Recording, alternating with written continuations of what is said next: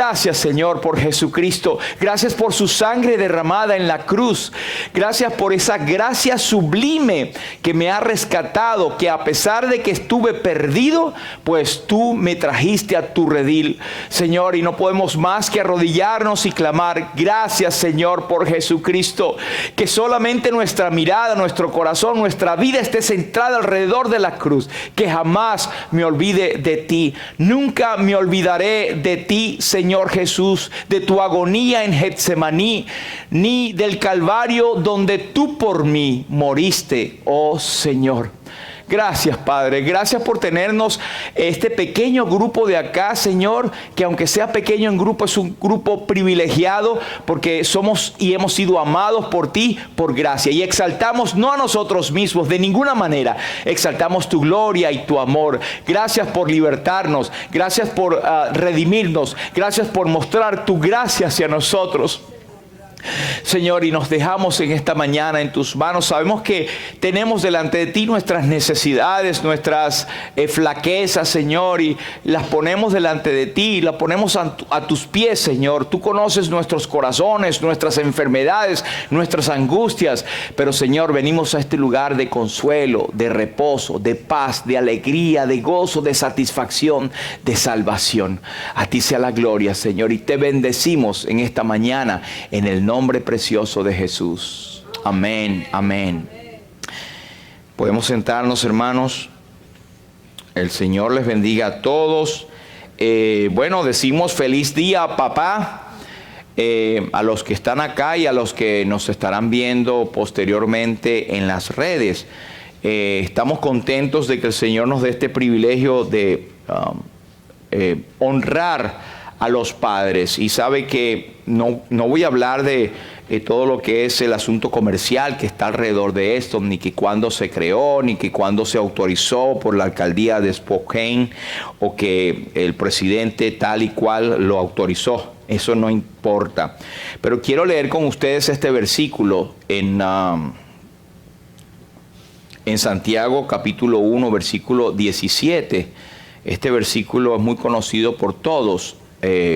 Dice así, y les pido si se pueden poner de pie para este versículo, para honrar la palabra de Dios, por favor, y leemos todos juntos. Dice: toda buena dádiva y todo don perfecto desciende de lo alto del Padre de las luces, en el cual no hay mudanza ni sombra de variación. El Señor bendiga su palabra.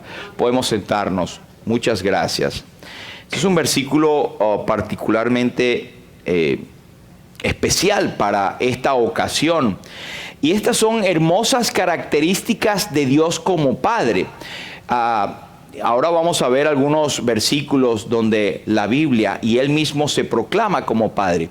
Y es que el sentido más alto que cada uno en la tierra puede tener acerca de un Padre es una tenue luz muy pequeña de lo que es la grandeza de Dios como Padre.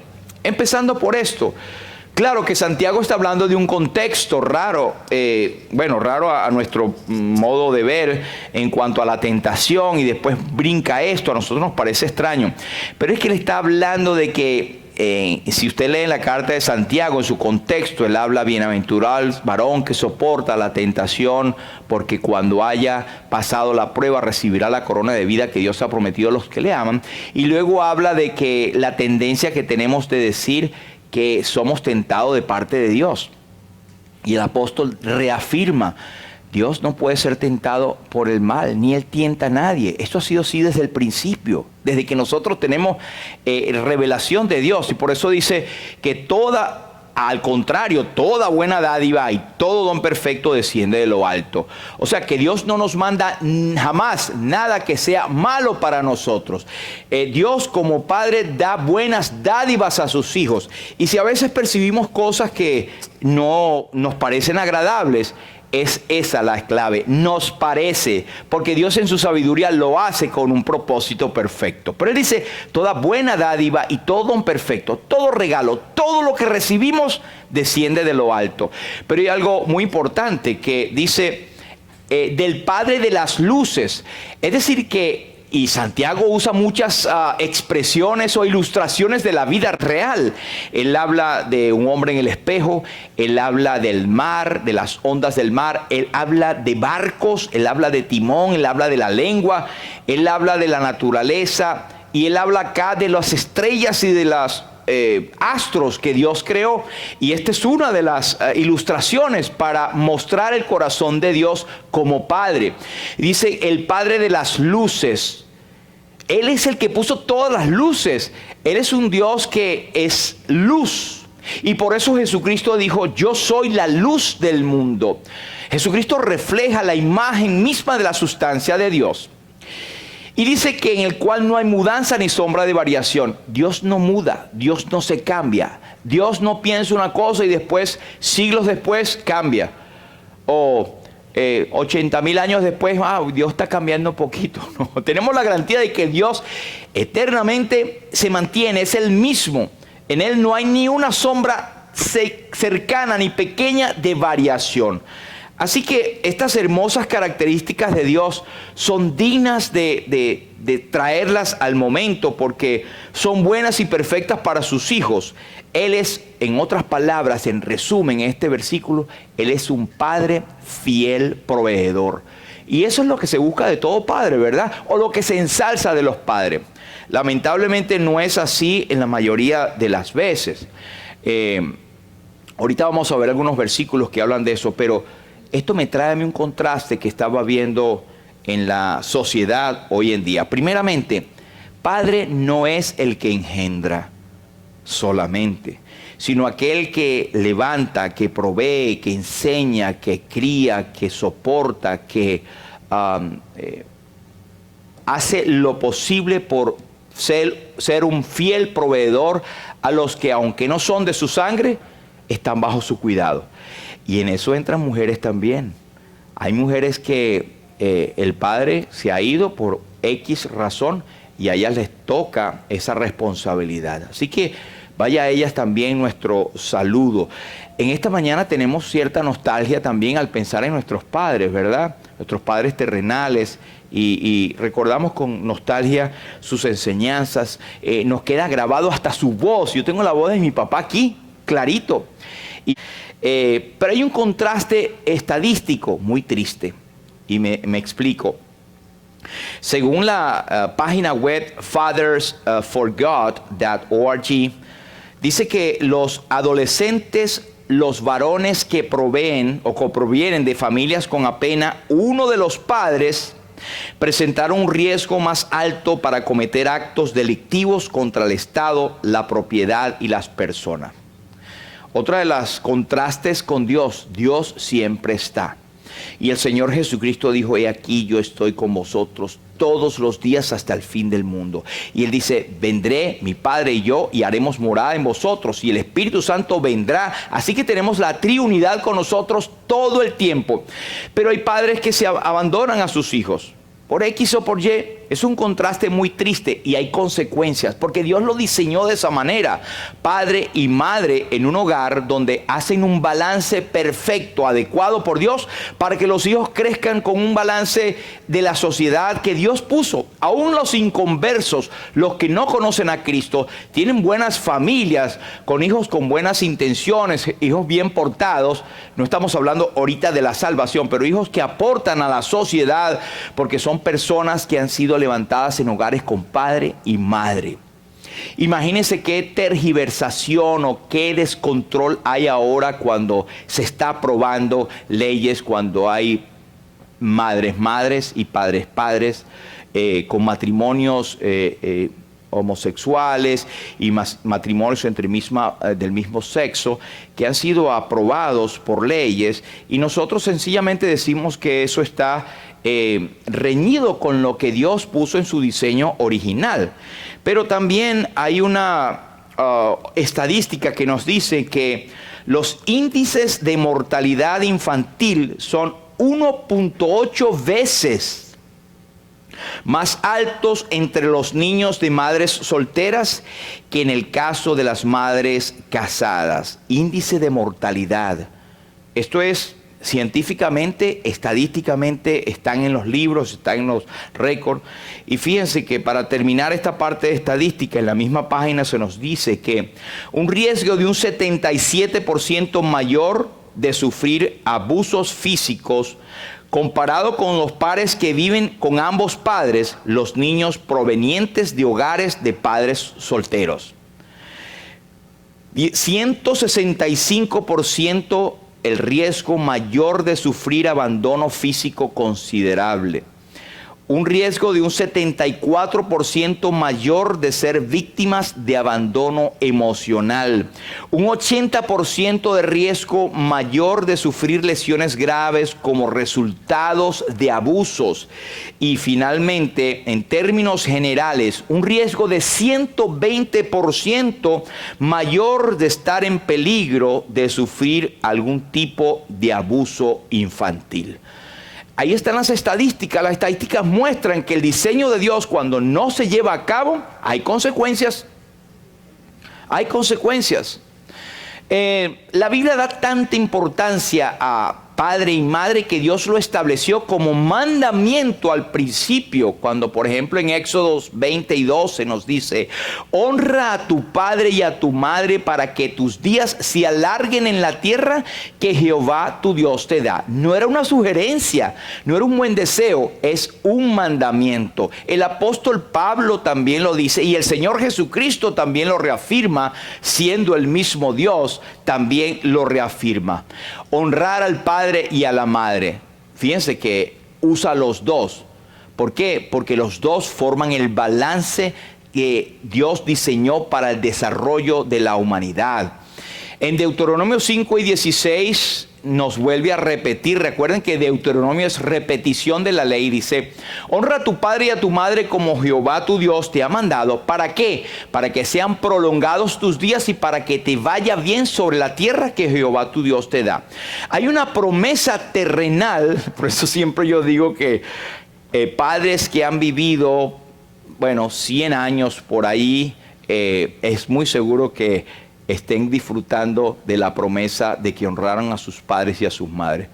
Tengo una tía que murió, pasó a la eternidad con el Señor el año pasado, en 98 años. Pero honraron a sus padres, de lo más seguro.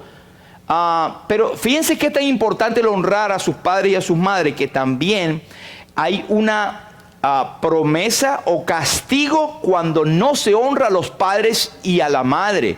Mire lo que dice en Levítico 18 y 9. Dice: todo aquel que maldiga a su padre o a su madre será condenado a muerte. Ha maldecido a su padre o a su madre y será responsable de su propia muerte. Eso estaba en vigencia en la ley antigua. Creo que hoy ocurre mucho. Y ellos llevan castigo en su propio ser. El Señor Jesucristo dijo: porque Dios mandó diciendo: honra a tu padre y a tu madre, y el que maldiga al padre o a la madre muera irremisiblemente. Fíjense la importancia, el peso que se le da al respeto a los progenitores. Honrar al padre y a la madre no es solamente pedir la bendición y tratarlos bien, es cuidar de ellos, es estar pendientes, es seguir sus enseñanzas, es entenderlos, es comprenderlos, es saber que cuando se están poniendo ya mayores, sus facultades van disminuyendo, y algunos dicen y comparan que son como bebés. Cuando uno va envejeciendo, se va poniendo como un bebé, tiene que hacerle todo. Eso es honrar, es cuidarlo, es proveer para ellos. Qué triste se ve que hay una estadística muy grande de madres y padres abandonados, que no les importa los hijos. En Venezuela hay un fenómeno muy triste, que es debido a la situación política. Han partido de Venezuela más de 6 millones de personas. 6 millones de personas han partido a pie, han muerto en el camino, van en avión, donde sea. Hay venezolanos en todo el mundo. Y el fenómeno triste es que involuntariamente han tenido que dejar a padres que no pueden caminar y abuelos, y han muerto de tristeza. Y hemos oído recientemente el caso de un familiar cercano también. Sus hijos estaban en otro país y murió de tristeza. Murió de tristeza. No digo que no lo estaban honrando, pero son circunstancias que no está diseñada la palabra de Dios para que eso ocurra. Pero el apóstol dice en Efesios: hijos, obedeced en el Señor a vuestros padres, porque esto es justo. Por supuesto, hay la parte para nosotros como hijos también. Debemos obedecerle en el Señor. ¿Y por qué dice en el Señor? Bueno, hay una cosa allí. Hay hijos que son creyentes en Cristo y tienen padres inconversos. Pues Él va a obedecer hasta donde no esté reñido con la obediencia al Señor. Obedecer en el Señor, porque esto es justo. Y Colosenses nos dice similar, pero agrega más: a obedecer a vuestros padres en todo, porque esto agrada al Señor. Entonces, en general es justo y esto agrada al Señor, y serás de larga vida y tendrás bendición, porque eso es lo que dice la palabra de Dios. Así que esto es cosas que ya de repaso, yo sé que ustedes lo saben, pero es un poco para, digamos, honrar. ¿Y por qué honramos realmente al padre y a la madre? No son fechas que están colocadas en la Biblia, eso no está en la Biblia. Pero la idea, el concepto, la importancia sí está en la Biblia, y podemos hacerlo cualquier día, cualquier momento. Así que no aprovechamos este tiempo para celebrar y dar un agasajo, está bien, pero no es que esté en la Biblia el día, pero sí está el honrarlos constantemente. Yo quiero hablar brevemente de 5 maneras en que un padre ama a sus hijos. Recordemos, como dije ahora, padre no solamente progenitor, no solamente el que engendra, el que cuida, el que levanta a otro, aunque no sea de su propia sangre. Incluidos también algunas mujeres que han tenido que ser su función de padres. Lamentablemente tienen la consecuencia de tener un hogar desequilibrado o desbalanceado, pero están haciendo lo que pueden. Pero en primer lugar quiero decirles acerca de esta manera: amamos a nuestros hijos proveyendo a sus necesidades, o proveyendo por sus necesidades. Primera de Timoteo 5 y 8, el apóstol dice: porque si alguno no provee para los suyos, y mayormente para los de su casa, es bien específico, Primera de Timoteo 5 y 8, dice que ha negado la fe y es peor que un incrédulo. ¿Por qué? Porque realmente el que es creyente lee su Biblia, y el que lee su Biblia ha visto que Dios honra o manda a honrar a los padres y a obedecerles y a proveer para ellos. Pero el que no provee para los suyos y para su casa, pues ha negado la fe. Porque no está demostrando con sus hechos lo que dice su palabra, lo que dice, lo que confiesa por su boca. Hace años me encontré con una persona que, diciendo que es creyente, sabíamos, porque la misma parte de la familia se había acercado a nosotros, tenía conflictos pero fuertes, egoístas y de maltrato hacia sus hijas. Y esta persona estaba involucrada en un ministerio de misiones.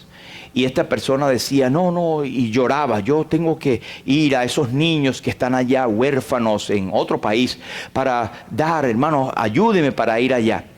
Y esto era tan contrastante y chocante a la vez, porque era decirle: pero si tú no te ocupas de tus propios hijos e hijas, y tienes un mal testimonio como padre, ¿cómo vas a estar anhelando ir a servir a otros niños huérfanos cuando tú tienes huérfanos en tu propia casa? Entonces eso fue chocante para uno, y uno dice: Señor, líbrame de caer en eso en alguna vez. Pero es lo que dice el apóstol: ha negado la fe y es peor que un incrédulo. Porque un incrédulo no sabe la palabra de Dios, y cría y se levanta y no, hasta que alguien le explica. Pero un creyente debe saber. Así que esto ocurre lamentablemente. Mire, Dios, Padre Creador, Él tomó al hombre y lo puso en el huerto del Edén. Dice en Génesis 2 y 15, tomó pues Jehová Dios al hombre y lo puso en el huerto de Edén. ¿Para qué? Para que lo labrase y lo guardase. Fíjense que esto lo hizo Dios antes que Adán y Eva pecaran en el huerto del Edén. Para que estemos claros de que el trabajo no es ninguna maldición. Ay, el hombre pecó y Dios lo puso a trabajar. Dios ya le había dado tarea al hombre, obviamente para que él labrase la tierra y también tomase del del fruto y comiera y proveyese. Y dice, tomó pues Jehová Dios al hombre y lo puso en el huerto del Edén. Un buen padre es no solamente el que te da, tome hijo para que coma. Hay un momento que te enseña. Hay un dicho que dice, no enseñes al niño a comer pescado, enséñale a pescar, para que sea en la vida una persona útil y pueda producir. De hecho, es nosotros como padres, como somos enseñados, naturalmente lo hacemos y estamos enseñando a nuestros hijos las primeras labores, las primeras cosas de construcción o de cambiar un caucho o de hacer arreglos de alguna manera, y él va tomando eso. Dios como proveedor, como padre, da esa imagen, que Dios no solamente te da el pescado, sino que te enseña a pescar también. Y ese es un punto bueno que nosotros podemos resaltar de esos padres que lo hacen, pero es una manera en que un hombre como padre ama a su familia. Fíjense que en Éxodo capítulo 3 y versículo 6 dice Dios, yo soy el Dios de tu padre, cuando se le aparece a Moisés, de Abraham, Dios de Isaac y Dios de Jacob. Entonces Moisés cubrió su rostro porque tuvo miedo de mirar a Dios. Lo importante acá que quiero resaltar es que Dios se le presenta a Moisés para libertarlo, para alimentarlo, para ser guía de la nación. Y él se agarra la parte no sentimental, pero espiritual, de mover las fibras de Moisés y decir, yo soy el Dios de tu padre. Soy el Dios de tus progenitores. El Dios que le enseñó todas las cosas a tu padre y por lo cual tú eres la persona que eres ahora. Eso le tuvo que haber hecho a Moisés un punto importante allí. Todos los que estamos sentados acá tenemos una mezcla, no solamente genética, que nos parecemos, pero lo que somos como persona, que lo queramos o no, es porque nuestros padres nos los han enseñado, nos lo han inculcado. Ay, yo no sé por qué yo soy así. Porque tu papá y tu mamá te lo enseñaron así. Afortunadamente son más las cosas buenas, ¿verdad? Esperemos. Pero él pone Dios de Abraham, Dios de tu padre, Dios de Isaac, Dios de Jacob. Y Moisés cubrió su rostro. Pero Dios hace referencia a que es el Dios de sus padres. En Deuteronomio capítulo 1 y 21, Dios dice, Jehová tu Dios te ha entregado la tierra, sube y toma posesión de ella, como Jehová el Dios de tus padres te ha dicho. ¿Por qué Dios hacía referencia?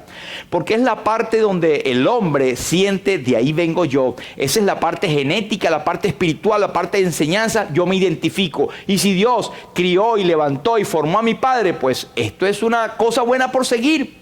Cuando Dios estaba proveyendo o prometiendo la tierra prometida, valga la redundancia, hacía referencia a sus padres. Nosotros como padres prometemos y decimos, porque somos padres, porque queremos lo mejor para nuestros hijos. Claro que debo aclarar al final, o debo hacer énfasis en que en esta situación del mundo o ahora en el mundo, nosotros no venimos a este mundo siendo hijos de Dios. Somos criaturas de Dios. Pero somos hechos hijos de Dios por medio de un milagro, que es el milagro del nuevo nacimiento, y esto se logra a través del Evangelio. Debo aclarar que no todo el mundo, como reza la canción, todos somos hijos de Dios. No todos somos hijos de Dios. Todo el mundo es criatura de Dios. Pero Jesucristo vino a lo suyo, pero los suyos no le recibieron. Mas a todos los que le recibieron, a los que creen en su nombre, les dio potestad de ser hechos hijos de Dios. Es en ese momento que somos nacidos por la palabra y el Espíritu Santo nos sella por la eternidad y venimos a ser hijos de Dios por adopción, pero no porque nacimos hijos. Nadie nació hijo de Dios. Nosotros somos hechos hijos de Dios por un proceso consciente de aceptar a Cristo como Señor y Salvador y reconociéndonos como pecadores. Mire, no es por accidente que Dios tiene el nombre de Padre. No solamente porque es su naturaleza o por su esencia, sino porque Él nos quiere enseñar a ser padres. Muchas veces en la Biblia la paternidad del hombre es comparada con la paternidad de Dios, simplemente para enseñarnos a andar como Dios es, como Dios que es el Padre es. De hecho, no tengan usted ningún problema si usted quiere aprender de Dios, el del Antiguo Testamento, o el Dios del Nuevo Testamento, que es el mismo Jesucristo hecho carne. Y el apóstol dijo que debemos imitar, sed pues imitadores de Dios, como yo soy de Él. Imítenme a mí, pero yo soy imitadores de Cristo.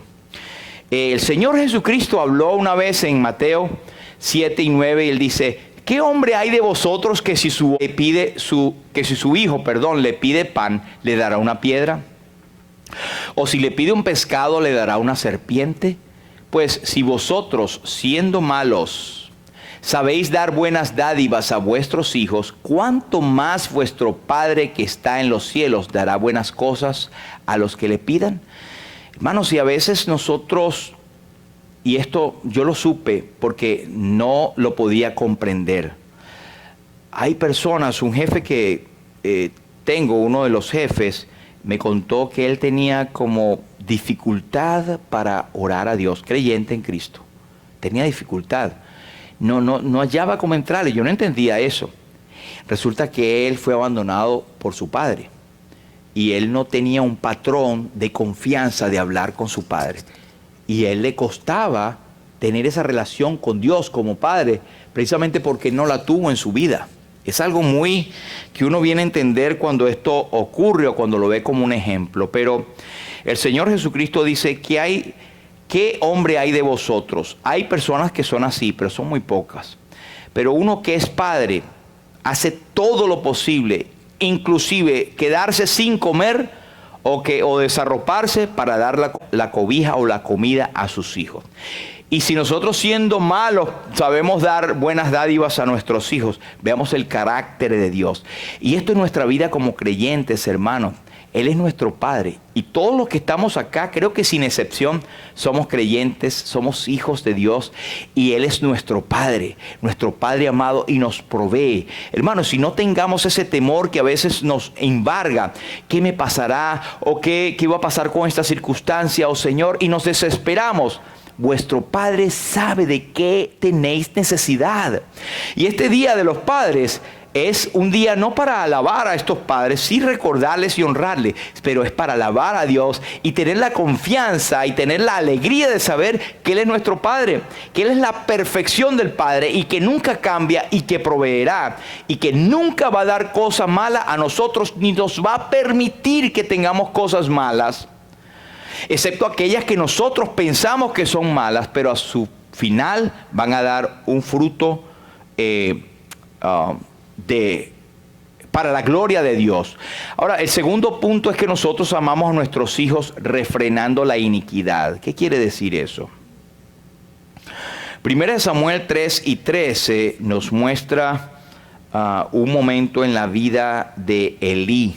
Samuel acababa de ser como agarrado para el ministerio, pero ya Dios le había advertido a Elí, que era un señor ya mayor, un sacerdote ya bastante viejo, pero que él estaba permitiendo la iniquidad de sus hijos.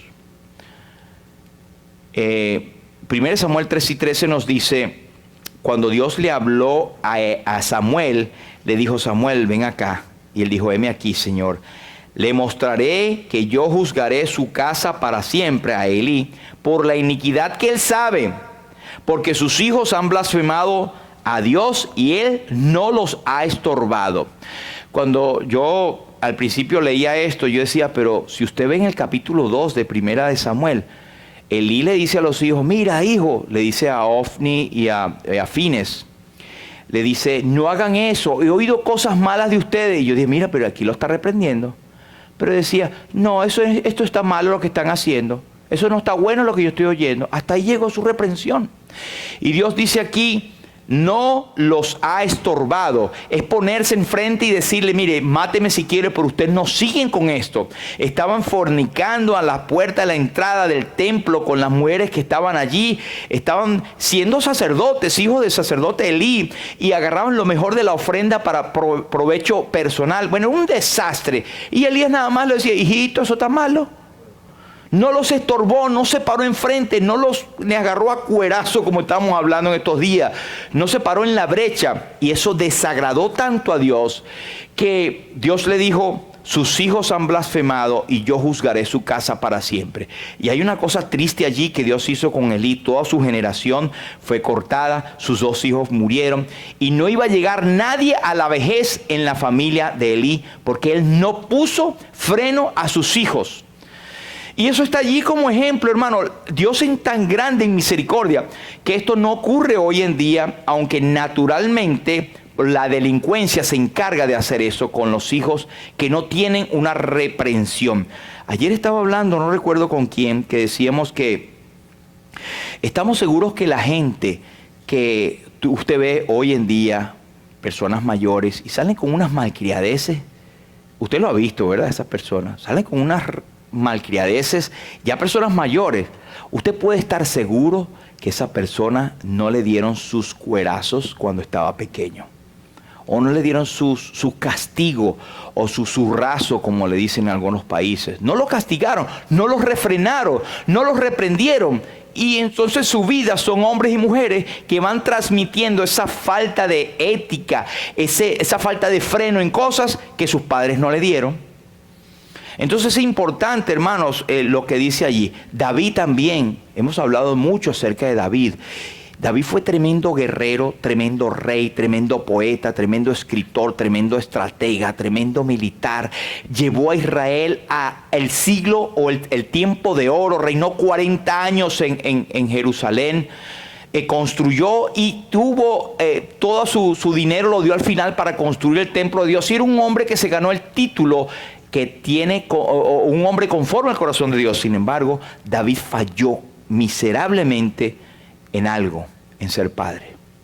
Jamás se ve que David se ocupara de sus hijos. Amón, Absalón, Adonías y después Salomón también. Amón llegó y violó a su hermana Tamar. David no hizo nada.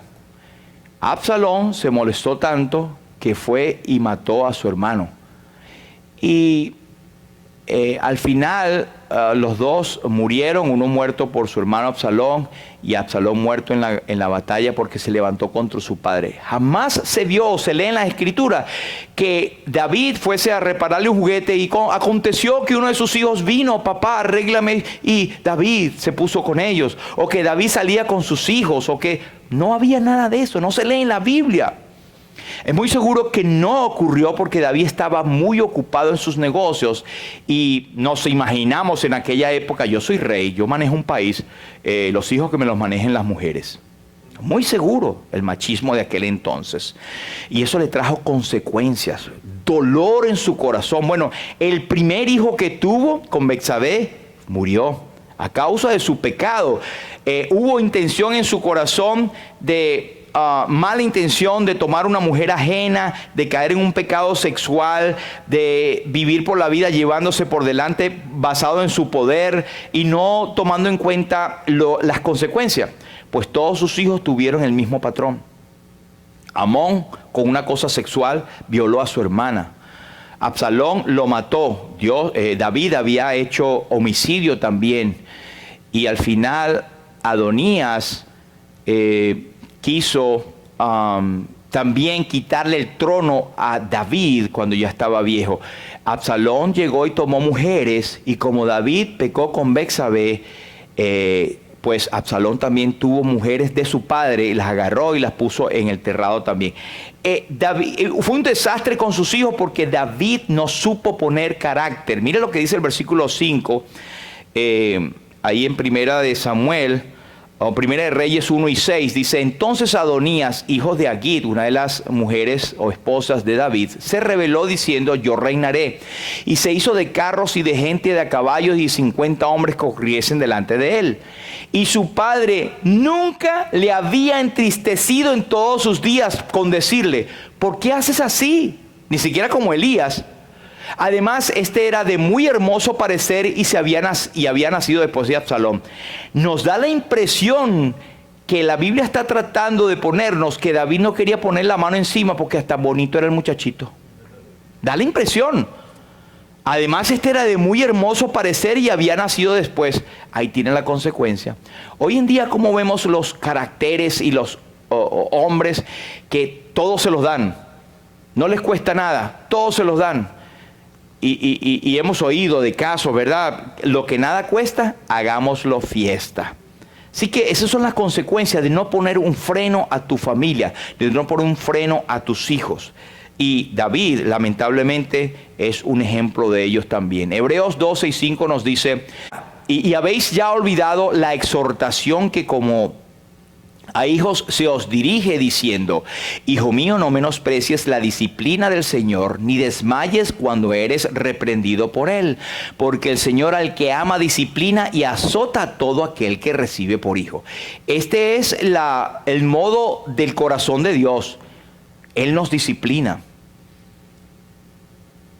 ¿Por qué? Por nuestro bien, pero para su gloria y honra. Y esto es como Dios actúa. Y nosotros como padres tenemos que poner disciplina a nuestros hijos o a los que están bajo nuestra responsabilidad. Y esto se abarca inclusive en la iglesia. En la iglesia, aunque nosotros los pastores o ancianos responsables no actuamos como padres, somos copastores que cuidamos la grey del Señor y Él nos manda a tener disciplina en el cuerpo del Señor también. Entonces, la disciplina es necesaria para guiarnos. ¿Y sabe que muchas veces no nos gusta? Bueno, muchas veces no, nunca nos gusta. Nunca nos gusta. Pero Él dice que al principio no parece motivo de gozo, pero al final da fruto apacible de justicia a los que por medio de ella han sido ejercitados. Esto es como Dios lo pone, esta es la disciplina. Proverbios nos dice 29:17: disciplina a tus hijos y te darán tranquilidad de espíritu y alegrarán tu corazón. Y Salmos 103 nos dice, unos versículos para poner este título: amamos a nuestros hijos respetando y comprendiendo sus limitaciones. ¿Qué quiere decir esto, hermanos? En ese salmo, el salmista dice: como el Padre se compadece de los hijos, se compadece Jehová de los que le temen, porque Él conoce nuestra condición, se acuerda de que somos polvo. Y sígame la idea. Amamos a nuestros hijos cuando respetamos y comprendemos sus limitaciones. Por ejemplo, saber que un niño pequeño, tú no le puedes caer a palo porque hizo una travesura, por ejemplo. Pero puede estar ya mayorcito, pero él no va a tener la fortaleza de resistir las cosas que tú resistes porque ya eres su padre. Entonces, estas cuestiones nos llevan a pensar de que nosotros debemos tomar en cuenta su humanidad o tomar en cuenta sus limitaciones, así como el Padre se compadece de sus hijos porque Él conoce nuestra condición. Debemos conocer, o a veces nos acercamos a un hijo que está pasando por un momento triste y no tenemos el tacto de decirle las cosas, sino que le zumbamos o le lanzamos las cosas sin saber qué está pasando. Debemos somos llamados a la compasión, a compadecernos. Dice Lucas 6:36, sean compasivos como también el Padre de ustedes es compasivo. Lucas 6:36 en esta versión. Y Colosenses 3:21 nos dicen: padres, no sean tan exigentes con sus hijos para que ellos no se desanimen. Otra versión dice: no los exasperen o no exasperéis a vuestros hijos, no los traten con dureza, no sean tan exigentes para que no se desanimen. Quinto punto: amamos a nuestros hijos reconociendo y reforzando su individualidad. ¿Qué quiero decir esto? Y con esto termino. A veces oímos decir: ay, ese muchacho, tú eres igualito a tu hermano y eres malcriado como tu hermano. Oh, no seas tonto, estás tan tonto como era su tío. no comparemos, no lancemos palabras que se pueden transformar en maldiciones para ellos. Yo sé que aquí ya la mayoría hasta abuelos somos, ¿no? Pero hay padres en potencia, por ahí algunos, ¿verdad? Padres en potencia. Estos versículos y estos nos sirven, y a nosotros nos sirve también para enseñar a las generaciones. Génesis 49:8, usted se acordará cuando Jacob estaba dando las bendiciones a cada uno de sus hijos. Y Jacob decía, por ejemplo, en Génesis 49:8, dice: todos estos fueron las 12 tribus de Israel, y esto fue lo que su padre les dijo al bendecirlos. A cada uno por su bendición los bendijo. Y si usted lee después en Génesis 49, por ejemplo, cuando los llamó, él llamó a Rubén, le dijo: Rubén, tú eres mi primogénito, eres impetuoso como las aguas, no serás principal. Sabía específicamente cómo era el carácter del muchacho. Cuando llamó a Simeón y Leví y le dijo: armas de iniquidad son sus armas, ustedes son unos guerreros y unos peleones. Y les dio su bendición también. Cuando habló con Judá, le dijo: Judá, te alabarán tus hermanos. De hecho, de Judá viene el Señor. Cachorro de león eres, Judá. Cuando habló a Zabulón, el versículo 13, el capítulo 49 de Génesis, dice: Zabulón en puertos de mar habitará, será puerto de naves. Es como un hombre que iba, pero que ofrecía hospitalidad a los demás sin importar de dónde viniera. Sabía la característica de su hijo. Adán, dice, juzgará a su pueblo. Era como un tipo juzgador, pero juzgador con equidad. A Isaacar se le dijo: asno fuerte. Hoy en día, era un burro fuerte, tampoco se le dice así, pero él estaba tratando de decir que era un hombre que llevaba las cargas de una manera fuerte. A Gad se le dice: él acometerá al fin, porque un ejército lo acometerá. Era un hombre que sabía tener estrategia para la guerra. A Neftalí se le decía: sierva suelta que pronunciarán dichos hermosos. Y a José se le dice: rama fructífera. Y así, lo que quiero decir, hermano, es que nuestros hijos, nuestros nietos, debemos tener individualidad, debemos saber. Y si somos tíos, somos vecinos, debemos tener ese corazón de padre o de madre, o de lo que Dios nos ha enseñado. Así que, hermanos, esas 5 características que tenemos en la palabra de Dios para nosotros, digamos, tomar como ejemplo. Número 1, debemos proveer las necesidades de nuestros hijos.